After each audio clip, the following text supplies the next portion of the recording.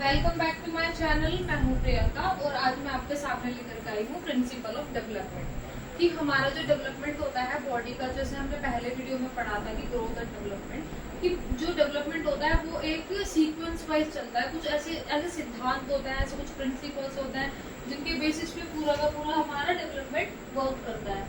जिसमें हम पहला पढ़ेंगे principle of continuity. It means कि जो कंटिन्यू चलता है, कि हमारा डेवलपमेंट ऐसा होता है जो कि प्री नेटल टू डेथ तक चलता है। जब बच्चा गर्भ में होता है, जब से लेकर के मृत्यु तक जो चलता है वो होता है हमारा डेवलपमेंट। ठीक है। दूसरा principle of individual differences. It means कि सभी लोग एक दूसरे से बिल्कुल अलग होते हैं। वो किस किस रूप में होते हैं, जैसे कि सबका कलर अलग होता है, सबका साइज, किसी की हाइट, फिजिकल, इमोशन, सारी चीजें जो हमारी अलग होती है, जो हम एक दूसरे से विभेदित होते हैं, उसको बोलते हैं क्या? Principle of individual differences. It means कि व्यक्तिगत विभिन्नताओं के आधार पर जिस तरीके से हम एक दूसरे से विभिन्न है, उसको हम बोलते हैं प्रिंसिपल ऑफ इंडिविजुअल डिफरेंसेस। ठीक है। And the third one is principle of general to specific. General it means सामान्य से विशेष की ओर। वो कैसे होता है कि हमारी जो बॉडी होती है होल टू पार्ट्स वर्क करती है। जैसे जब छोटा बच्चा होता है तो उसकी पूरी आर्म वर्क करती है, उसका पूरा हेड वर्क करता है, पर उसके बाद वो अपनी फिंगर्स और फाइन मोटर्स को यूज करना सीखता है। It means gross to fine Motors.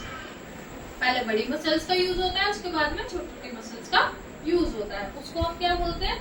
General to specific. And ये आपको समझ आया होगा, आई होप। मैं आगे बढ़ाती हूँ।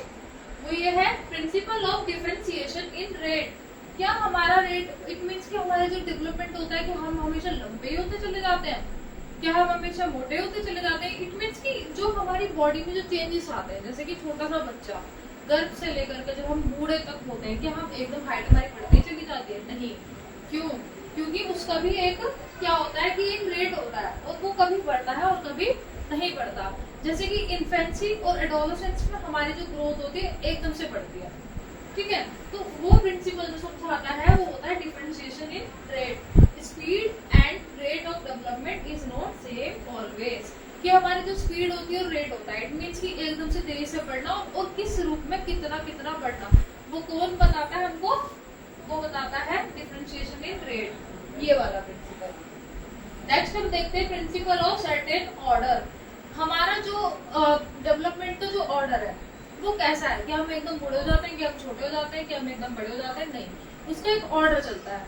वो हमें पता तो सभी को है, पर साथ ही साथ में वो ऑर्डर है क्या, वो मैंने यहाँ पे मेंशन किया है। एम्ब्रियो, एम्ब्रियो जब बच्चा गर्भ में होता है, इन्फेंसी 0 से 2 साल तक का। मैंने एक वीडियो और डाली हुई है आपके लिए, जिसमें कि मैंने टाइम पीरियड मेंशन किया है, प्री नेटल से ओल्ड एज तक। वो आप उसको देख लीजिएगा। उसमें से कोई भी ऑर्डर कभी भी मतलब पूछ लिया जाता है किसी भी टीचिंग एग्जाम में, जिसमें कि आपको ऑर्डर पहचानना होता है, वो रटने वाली चीजें वो आपको याद करनी पड़ेगी। आगे देखते हैं।